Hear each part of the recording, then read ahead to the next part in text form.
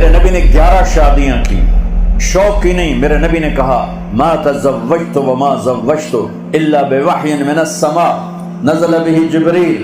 میں نے جہاں شادی کی، جہاں بیٹی دی، پہلے وحی آئی پھر میں نے شادی کی. یہ 11 شادیاں کیوں کی؟ کہ خامند اور بیوی کا رشتہ بہت نازک ہوتا ہے. اسے چلانا سنبھالنا ڈگریوں سے نہیں ہوتا، شکل صورت سے نہیں ہوتا، نبی والے اخلاق سے ہوتا ہے، نبی والی محبت. دیکھو عرب کے ماحول میں بیوی سے اظہار محبت عیب تھا اور معشوقہ سے اظہار محبت فخر تھا. اب سب نوجوانوں کٹھے پڑھتے ہوئے نصیحت کرتا ہوں، ماں باپ کی مرضی کو شامل کر کے شادی کرنا، عشق کی شادی نہ کرنا. پوری تاریخ میں وہی عشق کامیاب ہوا ہے جس میں شادی نہیں ہوئی. جو ہی معشوقہ بیوی بنی اور عاشق خامن بنا، اس بھی سوٹا چال ہے تو اس بھی سوٹا چال ہے. ساری عشق مشوقیاں گئیاں. پوری تاریخ پڑھ کے ذمہ داری سے بتا رہا ہوں، وہی عشق کامیاب ہوا ہے جو ناکام ہوا ہے. جس عشق کا نتیجہ شادی ہے وہ نیرے لتر ہی لتر ہے، چوتھے دن سارا عشق ہوا ہو جاتا ہے. ہاں، لہٰذا اپنی شادی میں ماں باپ کی رائے کو شامل کرنا، ماں باپ کی رائے کو شامل کرنا، ماں باپ کی رائے کو شامل. ماں باپ سے کہتا ہوں مسلط نہ کرو، مسلط نہ کرو، کیونکہ یہ بچے اور بچی کا اختیار ہے. قبول کیا باپ نہیں کہتا، ماں نہیں کہتی، قبول کیا بچہ کہتا ہے اور بچی کہتی ہے. تو یہ اللہ نے شریعت کا حق بچے اور بچی کو دیا. یہ والدین سے کہتا ہوں، آپ سے کہتا ہوں ماں باپ کی رائے اور ماں باپ کی چھاؤں کے تلے یہ فیصلے کرو. اور ماں باپ سے کہتا ہوں کہ مسلط نہ کرو، بس اتنے ہی کرنا ہے، جٹائیں چی کرنا ہے، جٹائیں چی کرنا ہے، مت ہوئے تو نہ ہو، جٹائیں چی کرنا ہے، نٹائیں چی کرنا ہے، بٹائیں چی کرنا ہے، بدن جٹ مٹ نت کے تو سارے کٹھے ہو. قبول کیا، یہ لڑکی کہتی ہے قبول کیا، لڑکا کہتا ہے قبول کیا. نہ کہو تو نکاح ہی نہیں. ہمارے دوست کا گاؤں تھا، اس کا گاؤں کا ایک بچہ چلا گیا بسوں میں، کنڈکٹر لگ گیا چھوٹی عمر میں. تو کنڈکٹر کا کام ہوتا ہے سواری بٹھانا، سواری اتارنا، اور کہیں اگر پھنس جائے تو گاڑی کو آگے پیچھے ریورس کرانا. استاد جی کٹ لو، استاد جی آن دو، استاد جی جان دو. تو ان کا ایک محاورہ بن جاتا آن دو جان دو. تو آپ کو صحیح واقعہ سنا رہا ہوں، لطیفہ نہیں ہے. اس کا نکاح ہونے لگا. نکاح ہوا تو مولوی صاحب آخیا فلانے نے دی تا اتنا مار تین دیتا تو قبول کی تھی. تھوڑی دیر سوچ کہاں جان دو. اس کا بھائی پاس بیٹھا تھا، اس نے کونی ماری، کہا جی جان دو. اس نے پھر اس کو کونی ماری، کہا جی پھر اچھا جی میں سارے دی صلاح ہوئے. میں کہا کرما لے، نہ آن دیو نال نکاح ہوئے گا، نہ جان دیو نال ہوئے گا، نہ سارے دی صلاح نال ہوئے گا. تو آنکھ میں قبول کیتا تا جا کے نکاح ہوئے گا. تو قبول کرنا تو اللہ نے بچے کا حق رکھا ہے، بچی کا حق رکھا ہے. تو ماں باپ کے سامنے ہاتھ جوڑتا ہوں کہ مسلط نہ کرو، مسلط نہ کرو. یہ میرے نبی کی تعلیم ہے. او میرے بھائیو، نبیوں کے بعد اگر کوئی جوڑا ہے تو وہ علی و فاطمہ ہے، وہ علی و فاطمہ ہے. اور میرے نبی نے کہا، کیا میں نے کہا تھا کہ اللہ نے کہا یہاں بیٹی دو میں نے دی، اللہ نے کہا یہاں شادی کرو میں نے شادی کی. آسمان سے جبریل پیغام لا چکے ہیں کہ فاطمہ علی کے لیے طے ہے، اور علی رشتے کا پیغام لے کر آتے ہیں، یا رسول اللہ میں فاطمہ کے لیے آیا ہوں. اور آپ ہاں نہیں کرتے، انشاءاللہ کہہ کے چلے جاتے ہیں، گھر تشریف لے جاتے ہیں. فاطمہ کو بلا، بیٹی فاطمہ علی کا رشتہ آیا ہے، ہاں کر دو. ہوئے ہوئے ہوئے ہوئے ہوئے ہوئے.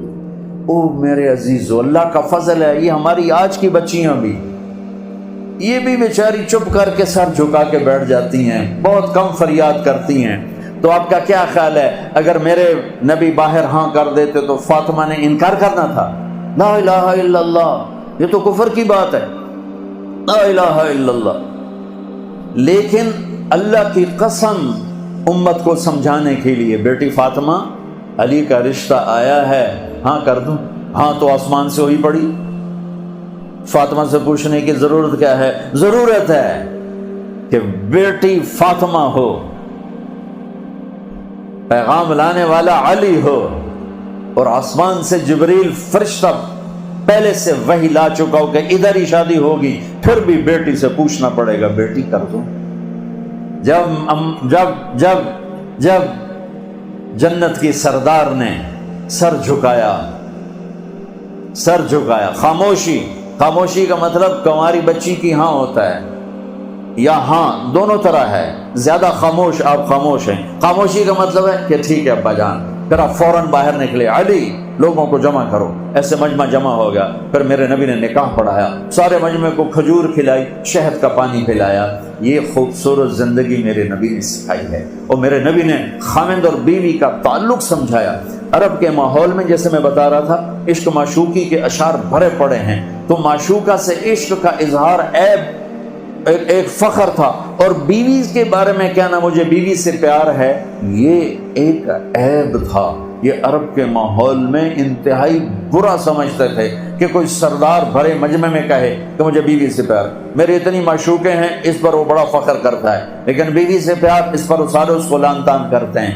اس ماحول میں ایک صحابی آتے ہیں، یا رسول اللہ من احب الناس الیک، آپ کو سب سے زیادہ کس سے پیار ہے؟ تو آپ نے اس کے کان میں نہیں کہا، آپ نے زور سے کہا عائشہ سے، عائشہ سے۔ وہ تو ہل گئے، نگل ابھی آئے کی بڑی، یہ تو کھلی مجلس میں بیوی کا نام لے رہے ہیں۔ تو انہوں نے سوال بدلا جلدی سے، نہیں یا رسول اللہ، میرا مطلب ہے کہ یعنی مردوں میں کون پیارا ہے؟ تو آپ نے اس کی رگ پکڑ لی، تو اب آپ نے کہنا تھا ابو بکر، تو آپ نے کہا عائشہ کے عباس، عائشہ کے عباس۔ سبحان۔ خاوند اور بیوی کا رشتہ کیسے چلتا ہے؟ ڈگریوں سے نہیں، شکل سے نہیں، بڑے گھروں سے نہیں، زیور سونے چاندی سے نہیں، بڑی تنخواہوں سے نہیں، بڑے کاروبار سے نہیں، میرے نبی والے اخلاق، میرے نبی والے اخلاق، میرے نبی والے اخلاق بچوں سیکھو، میرے نبی کی زندگی پڑھو، میرے نبی کی زندگی پڑھو، پھر آپ کٹھے پڑھتے ہو۔ ہم اس طرح، ہماری حدود ہیں، ہماری باؤنڈریز ہیں، کراس کریں گے ہم ذلیل و خوار ہو جائیں گے۔ اللہ تعالیٰ نے یہاں چند پابندیاں دے کر ہمیشہ کی آزادی دینے کا وعدہ فرمایا ہے، یہاں تھوڑی دیر کی تکلیف دے کر ہمیشہ کی جنت کا وعدہ فرمایا ہے، یہاں چند دن کی زندگی، وہاں وہ زندگی جس کی انتہا کوئی نہیں۔ ایک منظر کو دیکھنے بیٹھے گا، لاکھوں کروڑوں سال اسے میں گزر جائیں گے۔ اس زندگی کو سیکھنا ہے، یہ تبلیغ کا کام، اس کو سیکھنے کی محنت۔ آپ سب سے گزارش کرتا ہوں کہ اپنی تعلیم میں زور دو، اپنے اساتذہ کا ادب کرو۔ آپ لڑکے لڑکیاں کٹھے ہو، ایک حد بیچ میں باقی رکھو کہ شرم و حیا باقی رہے، شرم و حیا باقی رہے، شرم و حیا باقی رہے۔ اپنے دامن کو پاک صاف رکھو، اس کی وہ قیمت لگے گی کہ فرشتے بھی تمہارے آ کے پاؤں چومیں گے اور تمہارے ہاتھ چومیں گے کہ پاک دامنی اتنی بڑی چیز ہے، اتنا بڑا زیور ہے۔ جہاں بھی ہو نماز کا وقت ہو جائے نماز نہ چھوڑو۔ والدین زندہ ہیں، کبھی ان کے سامنے اونچی نہ بولو، وہ زیادتی بھی کریں تو چپ کر کے معاف کرو۔ شادیاں ہو جائیں تو بیوی خاوند کے لیے، خاوند بیوی کے لیے ایسے اخلاق لے کر آؤ کہ آپ کے گھر ہمیشہ آباد رہیں۔ اس کے لیے میرے نبی کی سیرت پڑھو، میرے نبی کی زندگی پڑھو۔ میں نے آپ کو بتایا میرے نبی نے اللہ کا دیدار کیا، اس کے باوجود آپ فرما رہے ہیں عائشہ مجھے جب سے پتا چلا ہے تو جنت میں میری بیوی ہے، مجھے تو موت ہی اچھی لگنے لگ گئی۔ یہ اظہار محبت تھا صرف ہمیں سکھانے کے لیے، سکھانے کے لیے۔